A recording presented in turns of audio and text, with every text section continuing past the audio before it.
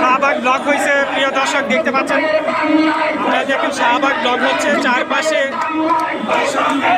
বৈষম্য বিরোধী ছাত্র দল, বৈষম্য বিরোধী ছাত্ররা দাঁড়িয়ে আছে। বৈষম্য